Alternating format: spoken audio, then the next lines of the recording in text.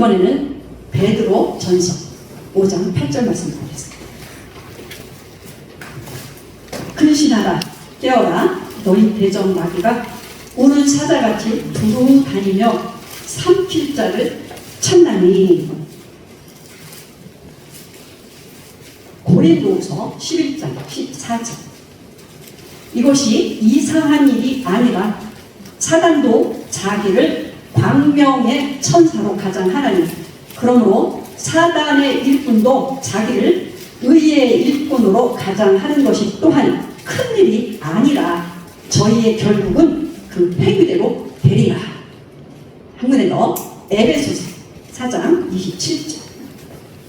마귀로 틈을 타지 못하게 하라. 에베소서 6장 12절. 우리의 씨름은 혈과 육에 대한 것이 아니요 정사와 권세와 이 어둠의 세상 주관자들과 하늘에 있는 악의 영들에게 대함이라 라고 성경은 기록을 하고 있습니다.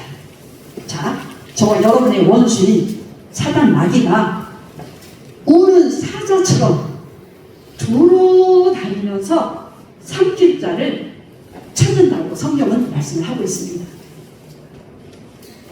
맹수가 어린 양 같은 저희들을 잡아먹으려고 살피고 다닌다는 거예요.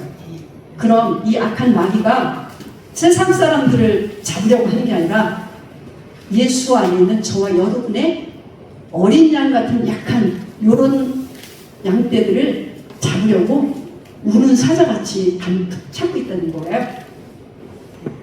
그리고 또 다른 방법을 쓰는 거예요. 사단 마귀의 전략과 전술은요 기가 막혀요. 우리가 인간적으로 무대포로 그걸 싸우려고 대항하면요 깨집니다. 집니다. 안 돼요. 이길 수가 없어요. 왜? 죄의 사단 마귀에게 팔린 종이기 때문에 그 아비를 이길 수가 없기 때문이죠. 그 다음에 광명한 천사같이 정말 그 에덴 동산에서 뱀이 하와이에 뜬 것처럼 하는 거예요. 훅 하고 넘어갈 수 있게 거짓말로 속여서 잡는다는 거예요. 그래서 저와 여러분이 싸워야 할 대상은 세상의 신, 사단 마귀라는 것을 잊지 말아야 됩니다. 이것만 우리가 잘 우리 마음속에 늘 생각하면 많은 부분에서 시험에 들지 않을 수가 있어요. 미혹에 빠지지 않을 수 있어요. 유혹에 넘어가지 않을 수 있어요. 장애물에 걸려서 넘어지지 않을 수 있어요. 근데 이런 부분에 대해서 무지하면 넘어가요. 아니 넘어가는 정도가 아니라 끌려가요. 그래서 사단 마귀의 정체도 알고 우리의 정체성도 알고 우리의 약한 것도 알고 우리의 강점도 알고 하나님의 강함도 알고 이 모든 것을 알고 거기에 적절하게 준비되어서 마귀를 대적하고 하나님을 가까이 하는 성령 충만한 삶을 우리 삶 가운데 일상으로 살아낼 때 그 사람이 하나님의 기쁨이 되는 사람이 되는 것이죠. 아멘입니다. 그러면 성경의 인물들 중에서 사단의 공격을 받았던 사람들이 꽤 있어요. 그 중에 몇 명만 한번 말씀드려볼게요. 욥기 1장 9절. 사단이 야훼께 대답하여 가로되 욥이 어찌 까닭없이 하나님을 경외하리이까. 주께서 그와 그 집과 그 모든 소유물로 산울로 두르심이 아니니까. 주께서 그 손으로 하는 말을 복되게 하사 소유물로 땅에 널리게 하셨음이니이다. 이제 주의 손을 펴서 그의 모든 소유물을 치소서. 그리하시면 정령 대면하여 주를 욕하리이다. 자, 아까 말씀드린 것처럼 욥은 당대의 동방에서 가장 의로운 사람이라고 하나님께서 인정한 사람입니다. 그런데 왜 그가 죽음보다 더 무서운 고난에 시달려야 했을까요? 이것은 사단 마귀가 욥을 계속 참수한 겁니다. 하나님이 욥에게 계속 복을 주니까 욥이 그렇게 하나님 잘 섬기는 거예요. 그러면서 계속 참수를 해요.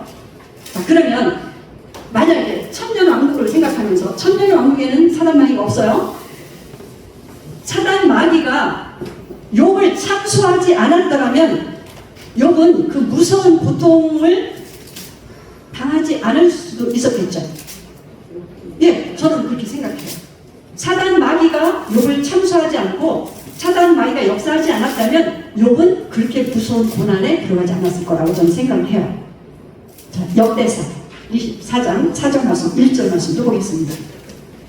사단이 일어나 이스라엘을 대적하고 다윗을 격동하여 이스라엘을 계수하니라.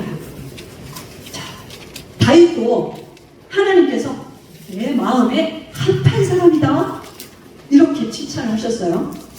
그런 다윗이 하나님께 복을 많이 받았어요. 그래서 그 나라가 태평성대를 누리는 강한 나라가 되었어요. 그런데 그때 이 다윗이 내 나라가 이 정도야? 내 나라의 힘이 국력이 얼마나 강한지 한번 확인해야 되겠다. 군대의 수를 한번 세워보자 하면서 그 다윗의 마음속에 교만이 꿈틀꿈틀했어요. 터져나온 거 아닙니다. 그 마음에 교만이 꿈틀거렸어요. 자, 그런데 이때 어떻게 했어요? 오늘 말씀 보니까 다윗에게 사단이 어떻게 했어요? 그 마음에 그 꿈틀거리는 그 마음에 뭘 했어요? 격동을 시켰다고 했어요. 격동. 자, 그래서 격동이 먼저 제가 찾아봤어요. 격동이 먼저 찾아봤더니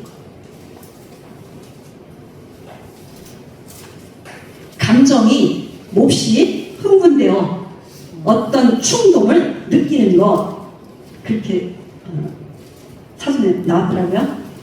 그러니까 군대 수를 세워서 내가 다스리는 이 나라가 얼마나 강력한 나라인지를 자랑하고 싶은 그 교만이 꿈틀거리는 거기에 사단 마귀가 짓는 거예요. 격동시킨 거예요. 그래서 그 기분을 흥분시킨 거예요. 충동시킨 거예요. 그냥 이제 행동 안 하면 안 되게 그냥 터져버린 거예요. 그래서 군대 수를 세게 됩니다. 만약에 사단 마귀가 천년왕국처럼 존재하지 않았다면 다윗이 사단 마귀의 충동을 받아서 그런 행동은 하지 않았을 것 같아요. 자, 마지막으로 한 번 더 볼게요. 누가복음 20장 3절에 보면은 열둘 중에 하나인 가룟인이라 부르는 유다에게 사단이 들어가니 그랬어요. 가룟 유다 마음속에 사단이 들어갔다고 기록을 하고 있는 거예요. 유다가 예수님을 은 30냥에 팔고 스스로 목숨을 끊은 것은 자기 마음을 지키지 못하고 사단 마귀에게 빼앗긴 종이 되었기 때문에 그런 일이 일어났다라고 성경은 기록하고 있습니다. 자, 사단 마귀는 욥을 참수했습니다. 사단 마귀는 다윗을 격동시켰어요. 사단은 유다의 마음속에 들어가서 유다의 생각을 잡아버렸어요. 저와 여러분의 삶 가운데서 어떤 격동되는 일이 있거나 이해되지 않는 행동이 이해되지 않는 일이 전개됐을 때 한번 가슴에 손을 얹고 기도하면서 하나님께 구해야 돼요. 여기서 멈출 수 있게 더 이상 악한 영들이 역사하지 못하게 이와 같은 분별을 하면서 파도를 잘 타는 사람이 험한 파도를 타는 그 즐거움을 느끼는 것처럼 나에게 다가오는 시비 거는 악한 영들의 세력을 분별하고 그것을 잡아서 굴복시키고 쫓아내고 자유를 누리는 파도를 타는 영적인 즐거움을 성도들은 누려야 해요. 처음에는 맛을 봐야 됩니다. 그 맛이 좋으면 아 이렇게 하는 거구나 이렇게 하면 되는구나 하면서 즐길 수가 있습니다. 영은 그러면 그 외에도 이 땅에서 계속 문제가 있겠죠. 그런 것들을 이기는 데 있어서 어떠한 고난도 감수할 수는 감내할 수는 힘이 근력이 생겨요. 영적으로. 그래서 우리는 승리하며 나아갈 수 있는 강한 하나님의 사람들이 되어야 된다라고 하는 것입니다. 육체가 강할 때 많은 일을 할 수가 있잖아요. 영적으로 영이 강할 때 영적 일을 많이 할 수 있는 건 당연한 거예요. 그럼 그 힘의 원천이 어디서 온다는 걸 우리가 발견하게 되는 거예요. 그러면 저와 여러분이 하나님을 섬기는 일에 승리하는 방법을 더 구체적으로 한번 성경에서 찾아서 확인해 보겠습니다. 말라기 1장 2절 말씀. 야훼께서 가라사대 내가 너희를 사랑하였노라 하나 너희는 이르기를 주께서 어떻게 우리를 사랑하셨나이까 하는도다. 나 야훼가 말하노라 에서는 야곱의 형이 아니냐? 그러나 내가 야곱을 사랑하였고. 로마서 9장 13절. 기록된 바 내가 야곱은 사랑하고 에서는 미워하였다 하심과 같으니라. 신구약에 한문대신 말씀이 기록되어 있습니다. 자, 하나님께서 에서와 야곱이 쌍둥이로서 엄마 뱃속에 있을 때부터 에서가 죄를 짓는 행동을 하지도 않았는데도 하나님께서 에서를 미워했다고 하는 거예요. 그리고 야곱은 사랑했대요. 자, 하나님께서 에서를 미워한 이유가 있습니다. 세번역에서 에서는 거듭난 성도들의 겉사람을 상징합니다. 세번역에서 야곱은 거듭난 속사람을 상징하는 인물이에요. 하나님께서는 죄의 종으로 죄에 팔린 겉사람을 어떤 상황에서도 미워하십니다. 그러나 위로부터 거듭난 새로 태어난 하나님의 아들의 신분을 얻은 속사람은 끝까지 사랑하십니다. 그러므로 야곱은 거듭난 성도의 속사람을 상징하는 인물로서 영을 따라 살아야 합니다. 그런데 야곱의 삶을 잠시 보면 사단마귀의 근성이 있어요. 아버지를 속입니다. 형 에서를 속여요. 형의 장자권도 가로채요.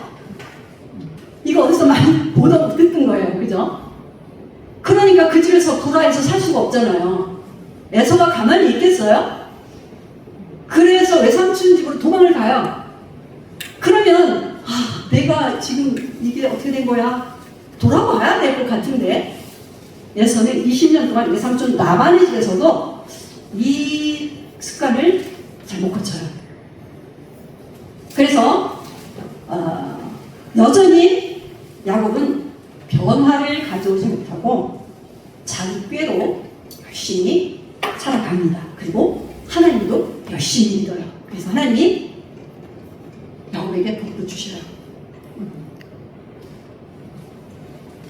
그런데 하나님은 야곱을 사랑하는데 이거 분별을 우리가 구별을 해야 돼요.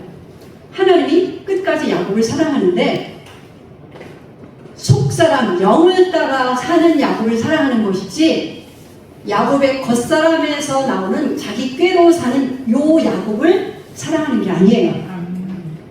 하나님은 야곱의 속사람을 사랑하지만 야곱의 겉사람은 야곱이라 할지라도 어때요?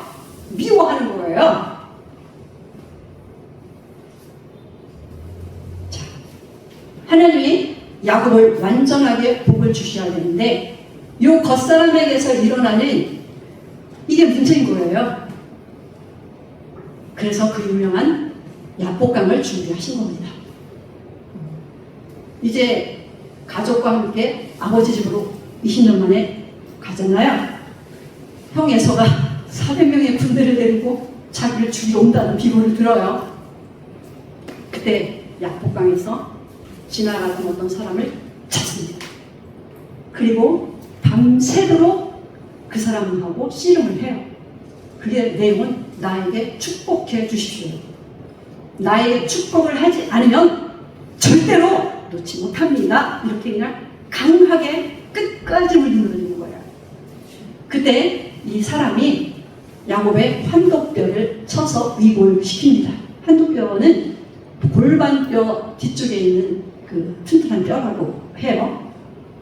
그러면 얼마나 아프겠어요. 그 골절이 됐으면. 그런데도 나한테 축복하지 않으면 못 놓아요. 이렇게 이제 하죠. 그러더니 너의 이름이 뭐냐? 야곱입니다.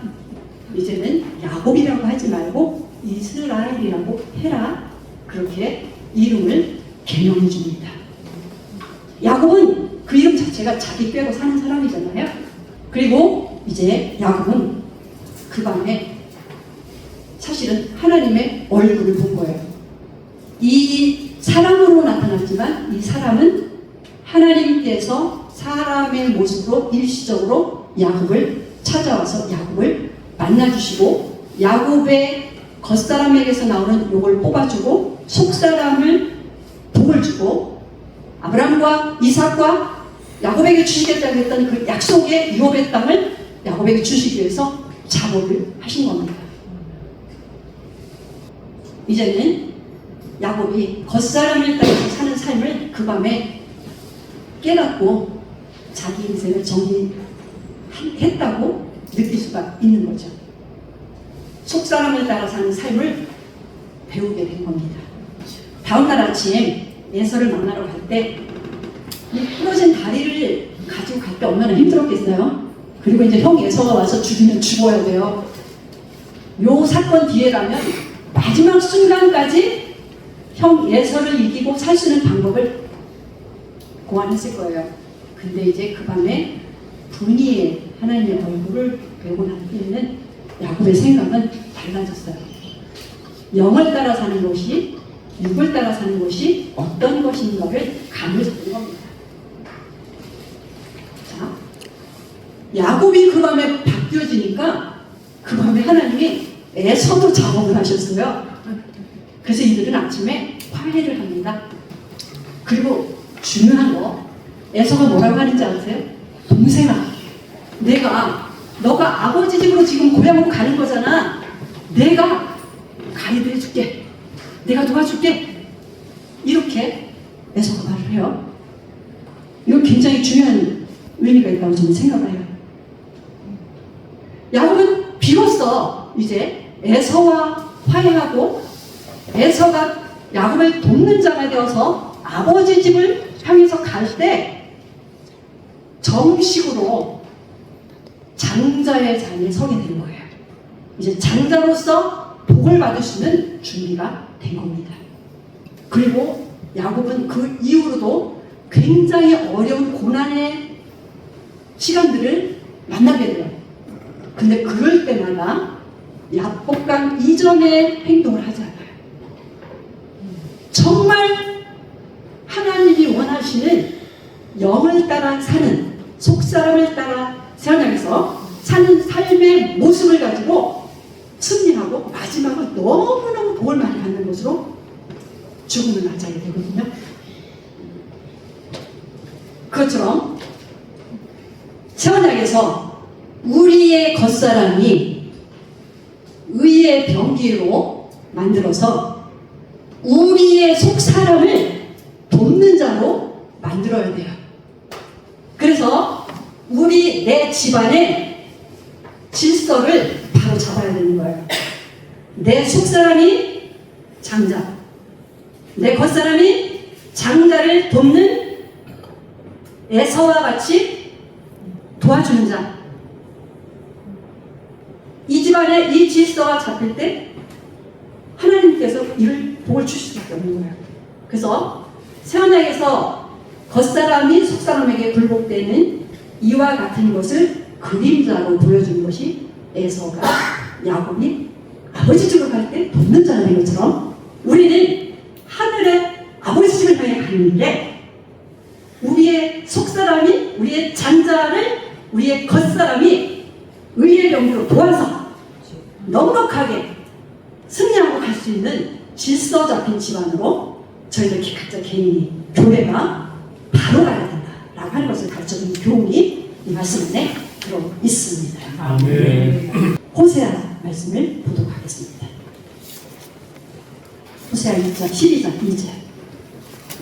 야훼께서 유다와 쟁변하시고 야곱의 소명대로 벌 주시며 그 소리대로 보응하시리라.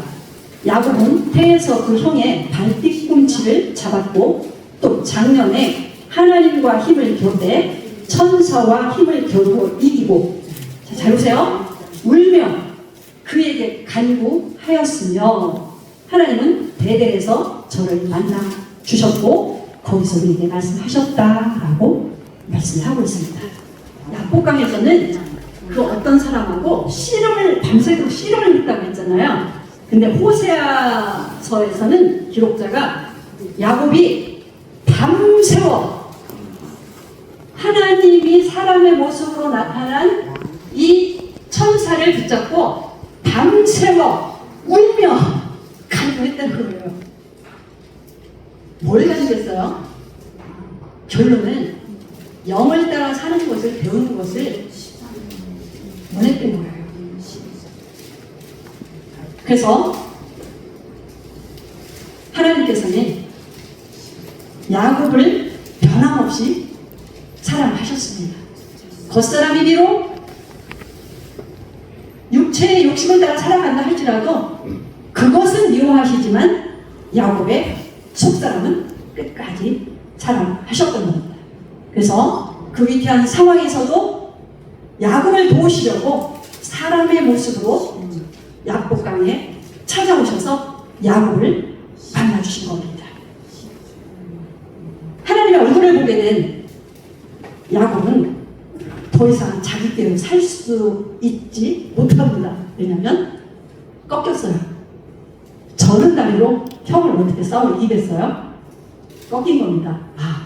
겉사람을 따라 사는 것이 이렇게 꺾여야 되는 거구나. 영을 따라 사는 것이 이런 거구나 라고 하는 것을 그 밤에 분명히 하나님의 얼굴을 보면서 깨닫게 된 겁니다. 세상신 사단마귀는 거듭난 성도들이라 할지라도 겉사람을 따라 살게 되면 틈을 타고 들어와서 격동시킵니다. 그러므로 악한 영들이 손도 대지 못하는 영을 따라 영을 위하여 살아가야 한다고 성경은 말씀하고 있어요. 마치 에서가 야곱을 돕는 자가 되겠다고만 한 것처럼 우리의 겉사람이 우리의 속사람을 돕는 자로 질서와 권위가 바로 세워진 하나님의 아들들로 살아가는 은혜가 저와 여러분에게 충만하기를 축복드립니다. 그렇게 되면 우리의 겉사람이 항상 종으로 평생 사는 거잖아요. 근데 아닙니다. 어느 날 예수께서 오시는 날 이 썩을 몸 질서 안에서 영을 위해서 굴복하고 순종하고 의의 병기로 하나님의 큰 일을 위해서 봉사하고 헌신했던 이 겉사람이 신령하고 영광스러운 몸으로 변태해 주신 거예요. 그래서 천년왕국에서 영원 세계에서 예수 그리스도와 함께 영원히 왕노릇하는 이 특권을 승리한 자에게 주신다고 약속을 하고 있습니다. 이와 같은 은혜가 저와 여러분에게 충만하기를 거듭 축복을 드립니다. 기도하겠습니다.